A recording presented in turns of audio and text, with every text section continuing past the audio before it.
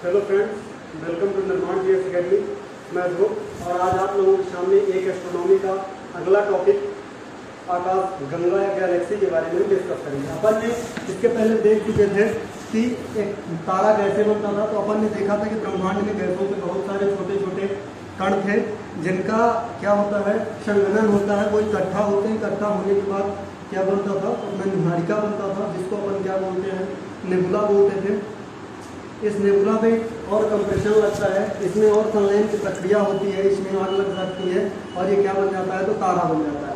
फिर अपन ने बताया था कि तारा जब अपनी अंतिम अवस्था मतलब जब मरने लगता है, ये डेड पोजीशन पर तक पहुंच जाता है, तो उसको अपन क्या बोलते हैं, लाल दानो तारा बोलते हैं। लाल दानो तारा में भी दो अवस्थाएं हमने बताई थी कि एक चंद्रशेखर सीमा हमने बताई थी क्या होती है। तो आप तो पिछला वीडियो देखे ही हैं, तो आप जानते हैं कि चंद्रशेखर सीमा क्या होती है। तो आप बताएंगे कि एक चंद्रशेखर सीमा बराबर सूर्य के द्रव्यमान का कितना होता है।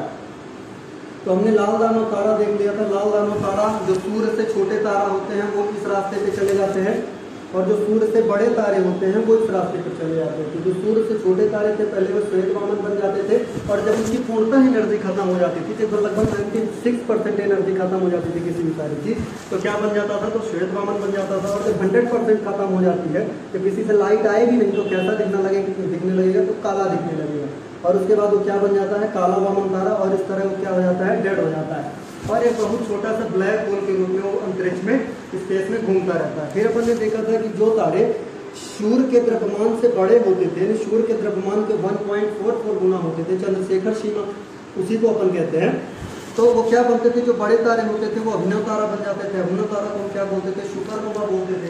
ये क्या होती है, इसमें विस्फोट हो जाता है। विस्फोट होने के बाद इसमें चार अवस्थाएं देखी जाती है। तो पहली कौन सी है, तो पहला न्यूट्रॉन तारा या तो बनता है, या तो क्वेसर बनता है, या तो पल्सर बनता है, या फिर क्या बन जाता है, ब्लैक होल बन जाता है। तो ब्लैक होल की उत्पत्ति बस इन्हीं तारों से होती है। आज अपन का टॉपिक है आकाश गंगा। आकाश गंगा ये क्या है, कैसी बनती है, हम किस आकाश गंगा में रहते हैं, अपन इसके बारे में डिस्कस करेंगे। चलिए इसको अपन इरेज कर देते हैं और आकाश गंगा के बारे में अपन स्टार्ट करते हैं। ये अपन ने काफ़ी डिटेल से पिछले वीडियो में इसके बारे में डिस्कस किया था, तो इस पर ज़्यादा डिटेल से अपन नहीं जाते हैं, नहीं तो क्लास बड़ी हो जाएगी। तो अपन देखते हैं कि आकाश गंगा क्या है, गैलेक्सी। अपन ब्रह्मांड में या कि आकाश में सिर उठाकर जितनी भी चीज़ें देखते हैं वो सब किसके अंतर्गत आती है, ब्रह्मांड के अंतर्गत आती है। ब्रह्मांड किससे मिलकर बना है, तो इन गैलेक्सीज से मिलकर बना है। तो आइए अपन देखते हैं गैलेक्सी की संरचना कैसी होती है। तो गैलेक्सी की संरचना भी ऐसे ही सर्पिलाकार होती है, सर्पिलाकार होती है। इसमें कितने वलय होते हैं, तो इसमें 3 वलयदार रिंग होते हैं, है ना। जैसे ये सभी मैं क्या बना रहा हूँ, तो गैलेक्सीज है। ये मैं इतनी क्यों बना रहा हूँ, ये आप लोग समझ जाएंगे। तो ये अपन ने क्या देख लिया, ये गैलेक्सीज। तो जैसे आप देख रहे हैं number 1, number 2, number 3, number 4, number 5 और नंबर 6, तो हमने बनाई गैलेक्सी। तो सबसे पहला क्वेश्चन आता है कि गैलेक्सी किसे बोलते हैं, या आकाश गंगा किसे बोलते हैं। तो असंख्य तारों के समूह से क्या बनती है, तो गैलेक्सी बनती है। जैसे कि एक ये भी क्वेश्चन हो सकता है कि असंख्य तारों के समूह से तो गैलेक्सी बनती है, पर आप क्या हमें एग्जैक्ट नंबर बता सकते हैं कि इस यूनिवर्स में कितनी गैलेक्सीज है। तो हाँ, हम एक चीज़ कह सकते हैं, ये कोई एग्जैक्ट आंकड़ा नहीं है, पर ऐसा कहते हैं कि 100 अरब, कितनी 100 अरब गैलेक्सीज प्रेजेंट है। कहाँ पे, हमारे यूनिवर्स में। और प्रत्येक गैलेक्सी में, यानी पर गैलेक्सी में लगभग 100 अरब तारे होते हैं। इस बात को आप ध्यान रखेंगे कि एक गैलेक्सी, जो मैं बोल रहा हूँ कि एक गैलेक्सी मतलब ये पूरा, जैसे अपन देख लेते हैं कि ये ब्रह्मांड है, ये पूरा क्या है, ये ब्रह्मांड है। इस ब्रह्मांड में कितनी गैलेक्सियाँ हैं, तो 100 अरब गैलेक्सीज है। अब इसके अंदर जो एक छोटी सी गैलेक्सी, सपोज दैट ये क्या है, छोटी छोटी गैलेक्सीज है, क्योंकि group of galaxies are known as universe. तो ये जैसे गैलेक्सी हो गई, तो इस गैलेक्सी में कितने तारे होते हैं, तो 100 अरब तारे होते हैं। तो आप ये थोड़ा सा माइंड सेटअप बन गया होगा कि गैलेक्सी भाई किसे बोलते हैं, यूनिवर्स किसे बोलते हैं। तो यूनिवर्स को समझना है तो मैं तो बता ही दिया हूँ कि आप दिन में या रात में सिर्फ आकाश की ओर उठा के देखिएगा, तो जो भी आपको दिखेगा तो सब क्या कहलाएगा, तो गैलेक्सी कहलाएगा। अब अपन देखते हैं कि जैसे जो अपना होता है उसका अपन कोई एक नाम रखते हैं। जैसे अपन ने पिछली बार देखा था कि सूर्य एक तारा, सूर्य भी क्या है, एक तारा है, उसको हम सूर्य क्यों बोलते हैं। तो अपन ने देखा था कि जैसे अपन जो कोई पर्सनल अंकल होते हैं तो उनका रमेश, सुरेश, उमेश कुछ हम नाम रखते हैं, ठीक है। उसी तरह बहुत सारे तारे हैं जिसका रिलेशन हमसे है, उसका हमने नाम रखा था, क्या रखा था, सूर्य रखा था। उसी तरह बहुत सारी गैलेक्सीज हैं, उन गैलेक्सीज में से किसी एक गैलेक्सी में हम रहते हैं, उस गैलेक्सी से हमारा रिलेशन, उसके बारे में हम जानते हैं, इसलिए हमने उसका कुछ नाम रखा है, उसका हमने नाम रखा है। तो इसका नाम क्या है, तो दुग्ध मेखला है, दुग्ध मेखला, या इसी के इंग्लिश में क्या बोलते हैं, मिल्की,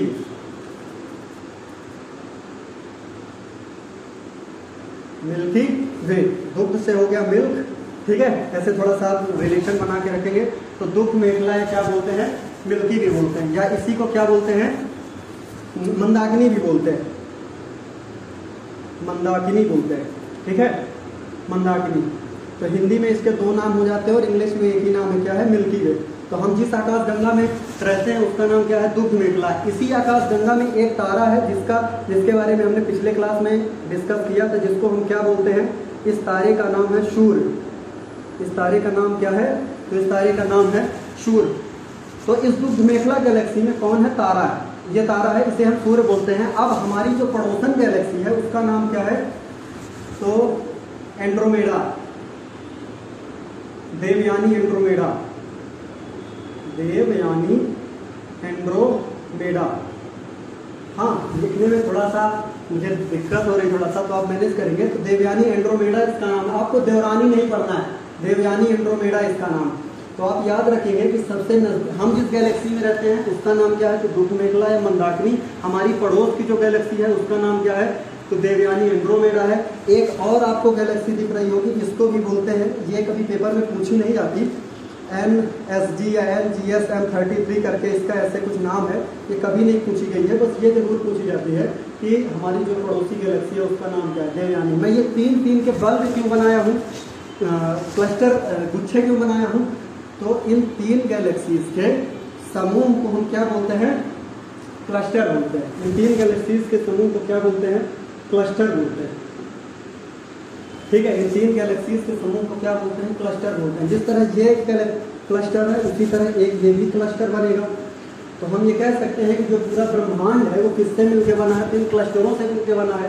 क्लस्टर किससे मिलकर बना है, तो गैलेक्सीज से मिलकर बना है। गैलेक्सी किससे मिलकर बना है, तो तारों के समूह से मिलकर बना है। और तारा किससे बना है, पिछली क्लास में अपन ने डिस्कस किया था, अपन ये देख चुके हैं। इसी तरह इस पूरे वर्ल्ड में मैं गैलेक्सीज बना सकता हूँ, पर उसका कोई मतलब नहीं है। आइए हम पर्टिकुलर अपनी इस गैलेक्सी के अंदर थोड़ा खटोर के देखते हैं, इसमें क्या क्या है, इसका रिलेशन हमसे कैसे है। तो इनको मैं इरेज करता हूँ और इधर पे एक गैलेक्सी बनाता हूँ, ठीक है। थोड़ा सा मैं बड़ी बनाऊंगा इसको, ये अपनी गैलेक्सी होगी, ठीक है। हमने बताया था कि इसमें 3 बल्ब होते हैं, हाँ वो 3 करेंगे, काफ़ी डिफर होगा इसलिए अपन नहीं देखते, इसमें थोड़ा सा देख रहे हैं। तो ये हमारी गैलेक्सी, इस गैलेक्सी का नाम क्या है, मंदाकिनी। हमने क्या किया है कि इस गैलेक्सी को यहाँ से निकाल लिया है, ठीक है। ये हमारी गैलेक्सी जिसमें हम रहते हैं, यहाँ पे कहीं पे सूर्य हमारा जो है, इस गैलेक्सी में ऐसे 3 सर्किलाकार छल्ले होते हैं। इस छल्ले में अभी सबसे नवीनतम तारा है सूर्य, जो कहाँ है, फर्स्ट वाली इसमें रो में। जो तारे बहुत थोड़ा पुराने हो जाते हैं तो सेकंड वाली इसमें चले जाते हैं, छल्ले में चले जाते हैं, और जो काफ़ी पुराने हो जाते हैं वो इस आंतरिक छल्ले में, तीसरे वाले छल्ले में चले जाते हैं। और गैलेक्सी के बीच का जो पार्ट होता है इसको हम बल्ब बोलते हैं। और जब कोई तारा अपनी अंतिम अवस्था में होता है या मृत अवस्था में होता है तो वो यहीं पे चला जाता है, यहीं आ जाता है और क्या बन जाता है, ब्लैक होल बन जाता है, या इसी में समा जाता है। यानी कि ऐसे तारे जिनकी अपनी ऊर्जा खत्म हो गई है या कि थोड़ी बहुत बची, तो ये क्या करता है, गैलेक्सी ब्लैक होल या बल्ब अपनी ओर खींच लेता है और उसको खत्म कर देता है। हाँ, खींच क्यों लेता है, हमने पिछले क्लास में डिस्कस किया था कि ब्लैक होल जो होता है वो काफ़ी डेंस होता है। डेंस होने के कारण कोई भी चीज़ डेंस होगी तो उसकी ग्रेविटी क्या होती जाएगी, बढ़ती जाएगी, और बढ़ने के कारण जो थोड़े बहुत एनर्जी के तारे होते हैं वो उनको खींच के और इसमें समा देता है। तो हम अपनी गैलेक्सी में थे, मंदाकिनी में, हमने डिस्कस किया कि मैं क्वेश्चन पूछता हूँ, आप लोग जवाब देंगे कि हमारे सबसे नज़दीक का तारा कौन सा है। आप लोग बताएंगे हमारे सबसे नज़दीक का तारा कौन सा है। तो हमारे सबसे नज़दीक का तारा जो है वो कौन सा है, सूर्य है। मैं इसको थोड़ा और बड़ा कर देता हूँ। हमारे सबसे नज़दीक का जो तारा है उसका नाम क्या है, तो सूर्य है। अब ये सूर्य है। अब जैसे हम जानते हैं कि पृथ्वी किसका चक्कर लगाती है, तो पृथ्वी सूर्य का चक्कर लगाती है। आप लोग बताएंगे एक चक्कर कितने दिन में कंप्लीट करती है, तो 365 दिन में कंप्लीट करती है। जिस तरह पृथ्वी सूर्य का एक चक्कर कंप्लीट करने में 365 डेज का समय लेती है, उसी तरह ये सूर्य इस गैलेक्सी का एक चक्कर पूरा करने में 25 करोड़ वर्ष का समय लेता है।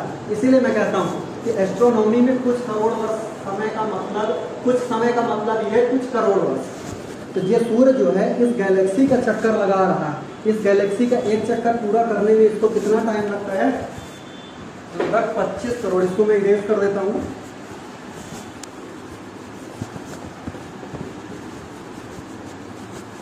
आप लोग इसको ध्यान रखेंगे।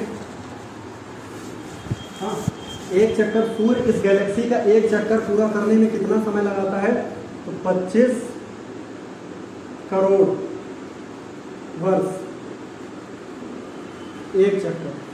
हाँ, एक चक्कर लगाने में यहीं से घूम के यहीं तक आने में कितने समय का लगा देता है, 25 करोड़ वर्ष का समय लगा देता है। इस यानी कि जो सन है वो अपना हैप्पी बर्थडे कितने वर्ष में मनाता है, 25 करोड़ साल में एक बार मनाता है।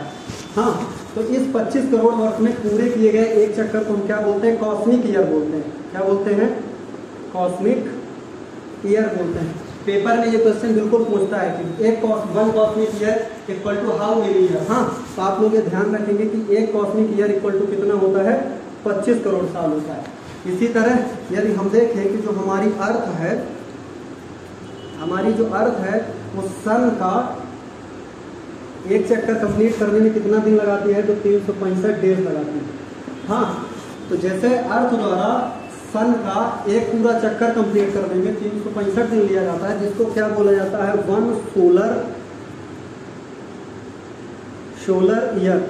हाँ, वन सोलर ईयर, या कि क्या बोलते हैं, सोलर ईयर बोलते हैं। तो इन दोनों, इसको मैं क्यों बता रहा हूँ, ये तो आप जनरली बात है, इसको आप जानते ही होंगे, पर इससे मैं रिलेशन बना रहा हूँ कि सूर्य द्वारा एक चक्कर बातों को थोड़ा रिपीट कर रहा हूँ, इसीलिए ताकि दिमाग में आपके बात छप जाए, आपको दोबारा रिपीट करने की या कि रिवाइज करने की जरूरत ना पड़े। तो हम ये जान चुके हैं कि चक्कर कितने में लगाता है, सूर्य कैसे लगाता है। हाँ, अब धीरे धीरे आप ये भी कह सकते हैं सर ये सर्कुलाकार ऐसे 3 बल्ब है, तो हम कहते हैं ऐसे ऐसे ऐसे ऐसे ऐसे ऐसे घूम के यहाँ जाता है। धीरे धीरे धीरे धीरे कुछ करोड़ वर्ष के बाद ये सूर्य धीरे धीरे यहाँ अंदर चला जाएगा और इसका डिस्टेंस क्या हो जाएगा, खत्म हो जाएगा। अब हम पूछते हैं कि हाँ, अब एक चीज़ थोड़ा और देख लेते हैं। ये सूर्य जो है इससे और घूम तो रहा है, अगर कोई चीज़ घूम रही है तो उसकी अपनी कोई स्पीड होगी, तो इसकी स्पीड कितनी, तो 250 किलोमीटर पर सेकेंड। 250 किलोमीटर पर सेकेंड की स्पीड से क्या कर रहा है, इस गैलेक्सी के चारों ओर सर्कुलर पाथ पे क्या कर रहा है, चक्कर लगा रहा है। अब आप खुद सोच सकते हैं 250 किलोमीटर पर सेकेंड, कंप्यूटर करेगा बुलेट ट्रेन, यानी कि यदि एमपी को इधर से उधर क्रॉस करना हो तो 1 से 1.5 सेकंड में क्रॉस कर जाएगा। राजस्थान सबसे बड़ा है, लगभग 2 सेकंड में क्रॉस कर जाएगा। तो 250 किलोमीटर पर सेकंड इसकी स्पीड है। अब दूसरा क्वेश्चन आता है कि भाई एक सूर्य को तो, एक स्टार को तो हम जान लिए भाई, अपन जैसे अपन ने देखा था कि हमारी गैलेक्सी पड़ोसन गैलेक्सी कौन है, तो अपन ने देखा था। हम देख लेते हैं कि हमारा पड़ोसी सबसे नजदीक का दूसरा तारा कौन से। पहला क्वेश्चन, हमारे सबसे नजदीक का तारा सूर्य, हमारे सबसे नजदीक का दूसरा तारा तो कौन सा हो जाएगा, प्रॉक्सिमा सेंचुरी। कौन सा हो जाएगा, पीसी। ठीक है, अब ध्यान रखेंगे, पर्सनल कंप्यूटर इसी तरह ध्यान रखेंगे, पीसी, प्रॉक्सिमा सेंचुरी। तो ये हमारे सबसे नजदीक का दूसरा तारा है। इनके बीच की दूरी कितनी है, तो 2.2 बिलियन लाइट ईयर। एक लाइट ईयर कितना होता है, आप लोग थोड़ा सा खोज करेंगे, एक लाइट ईयर कितना होता है। पेपर में ये क्वेश्चन पूछा जाता है कि जो लाइट ईयर है वो किसकी इकाई है, किसको मेजर करने की, दूरी की है कि समय की है। तो आप उसको ध्यान रखेंगे किसकी है, दूरी की, क्योंकि इन दोनों के बीच में हम क्या देख रहे हैं, डिस्टेंस देख रहे हैं। डिस्टेंस किस में देख रहे हैं, तो लाइट ईयर में देख रहे हैं। तो इनके बीच की दूरी कितनी है, तो 2.2 बिलियन लाइट ईयर। आप ध्यान रखेंगे। तो इसमें से 2 क्वेश्चन बनेंगे। मैं आपसे अब फिर से पूछता हूँ, हमारे सबसे नजदीक का तारा, क्या जवाब है, सूर्य, दूसरा और सूर्य के सबसे नजदीक तारा तो हो जाएगा प्रॉक्सिमा सेंचुरी। तो अपन ने इतनी बातें देख ली, अब कुछ और है ना, आप थोड़ा सा सन के रिस्पेक्ट में इस गैलेक्सी से जुड़ी कुछ बातें हम क्या करते हैं, देखते हैं। हमें आता है इतनी चीजें आपको समझ आई होंगी। यदि आपका कोई डाउटफुल क्वेश्चन है तो आप कमेंट करके पूछ सकते हैं, ठीक है। अब हम क्या करते हैं, थोड़ा सा फिर से गैलेक्सी बनाते हैं और सन के रिस्पेक्ट में इस गैलेक्सी की हम क्या समझते हैं, इंपॉर्टेंस को समझते हैं। हाँ, हमने देखा कि यहाँ पे हमारा कौन था, ये हमारा सन है, ठीक है। अब देखिए कि यदि मैं कहूँ कि ये जो गैलेक्सी है, इस गैलेक्सी में हमारा ये सूर्य है, इसका हमसे रिलेशन है, इसलिए इस गैलेक्सी का हमसे रिलेशन है। तो आप इतनी बड़ी गैलेक्सी है, हम यदि देख सकते हैं, एक सर्कल में आपको एक स्फीयर देता हूँ, क्या उस स्फीयर के चारों तरफ का पार्ट आप देख सकते हैं? नहीं देख सकते। किस तरफ का? सिर्फ एक साइड का पार्ट आप देख सकते हैं। तो उसी तरह हम रिलेशन बनाते हैं अपने सन का इस गैलेक्सी से। तो हमारे गैलेक्सी से ऐसे तारे जिन्हें हम देख सकते हैं, ऐसे तारे जिन्हें हम देख सकते हैं, उन तारों के समूह को हम क्या बोलते हैं? तो तारामंडल बोलते हैं। क्या बोलते हैं? तारामंडल बोलते हैं, ठीक है। आपने नाम सुना होगा तारामंडल का। इसके जस्ट अगली क्लास में अपन डिस्कस करेंगे तारामंडल क्या होता है, नक्षत्र क्या होता है। हाँ, तो हमारे सन से ऐसी दूरी पर तारे जिनको हम देख सकते हैं किसी न किसी टेलीस्कोप की हेल्प से, किसी टेलीस्कोप होता है दूर स्कोप का, जिसको देखा जा सके। तो तारामंडल होते हैं जो हम नंग आंखों से तो नहीं, पर अपने सन के रिस्पेक्ट में कुछ दूरी तक देख सकते हैं उन तारों को, उनको उन्हें हम क्या बोलते हैं? तो तारामंडल बोलते हैं। दूसरा एक और इसी में क्या बनता है, तारों का समूह बनता है, उसे क्या बोलते हैं? हम तो नक्षत्र बोलते हैं। नक्षत्र है ना, बोलते हैं ना, किस नक्षत्र में पैदा हुए, बस ये वही वाला नक्षत्र है। तो ये तारामंडलों की संख्या कितनी है? तो 89। नक्षत्र कितने होते हैं? तो नक्षत्र 27 होते हैं। तो हमने क्या देख लिया, सन के रिस्पेक्ट में दूर तारों के समूह को तारामंडल कहते हैं, सन के रिस्पेक्ट में तारामंडल से कम दूरी पर स्थित तारों के समूह को हम नक्षत्र कहते हैं। उसी तरह एक ग्रुप और हम देख सकते हैं, सन के चारों ओर चक्कर लगाने वाले तारे नहीं, ग्रह, उन्हें हम क्या बोलते हैं? तो उन्हें हम ग्रह ही बोलते हैं, या कि क्या बोल सकते हैं? ग्रहों का समूह बोल सकते हैं जो चारों ओर इसके चक्कर लगाते हैं। तो शायद इसके बारे में तो आप भली भांति अच्छी तरह से परिचित होंगे। अपन नक्षत्र के बारे में अगली क्लास में डिस्कस करेंगे और तारामंडल के बारे में। बस हमने थोड़ा सा आपको ये बताया। हाँ, एक चीज़ और समझ सकते हैं, हम पढ़ क्या रहे हैं? हम एस्ट्रोनॉमी पढ़ रहे हैं। उस जो ज्योतिषी होता है जिसको आप चांद दिखाते हैं, वो ज्योतिषी इस पूरी एस्ट्रोनॉमी में हम बहुत सारी चीज़ पढ़ेंगे और वो सिर्फ एक पार्ट पढ़ता है, जिसको हम क्या बोलते हैं? नक्षत्र, ठीक है। वो सिर्फ इसको पढ़ता है। और हमने कहाँ से शुरू किया? तारा कैसे बनता है, गैलेक्सी क्या है, ब्रह्मांड क्या है, आगे और बहुत सारी चीज़ें पढ़ेंगे। और जो ज्योतिषी बनते हैं वो सिर्फ इस पार्ट को पढ़ लेते हैं और क्या बन जाते हैं? ज्योतिषी बन जाते हैं। तो एस्ट्रोनॉमी का छोटा सा पार्ट है जिसको वो लोग पढ़ते हैं। फिर तो अपन ने ये देख लिया तारामंडल आप सर्च करेंगे यूट्यूब में, प्लेनेटोरियम क्या होता है। जैसे कि इंडिया में जो प्लेनेटोरियम स्थित है वो कहाँ स्थित है, आप यदि जानते हैं तो आप मुझे कमेंट करके थोड़ा बताएंगे। आप बताइए तारामंडल कहाँ स्थित है, इंडिया में तारामंडल जो है वो कहाँ स्थित है? हाँ, कहाँ स्थित है? तो वेस्ट बंगाल में स्थित है। हाँ, वेस्ट बंगाल में प्लेनेटोरियम स्थित है। प्लेनेटोरियम क्या होता है? जैसे कि आप रात में टेलीस्कोप की हेल्प से आकाश में देखते हैं। टेलीस्कोप क्या होता है? काफ़ी पावरफुल होता है, वो बहुत सारी चीज़ों को दिखा देता है। उसी तरह तारामंडल में एक ऐसा माहौल बनाया जाता है कि आपको लगे कि आप अंतरिक्ष में ही हैं, उसको क्या बोलते हैं? प्लेनेटोरियम। इस तारामंडल को इंग्लिश में क्या बोलते हैं? तो कॉन्स्टेलेशन बोलते हैं। तो अपन लगभग बेसिक चीज़ें, या कि बेसिक नहीं, पूरा इंपॉर्टेंट चीज़ें हमने देख ली। अब हम थोड़ा सा देख लेते हैं कि जो गैलेक्सीज होती हैं इनका आकार कैसा होता है। इन गैलेक्सीज का आकार सर्पिलाकार होता है। कैसा होता है?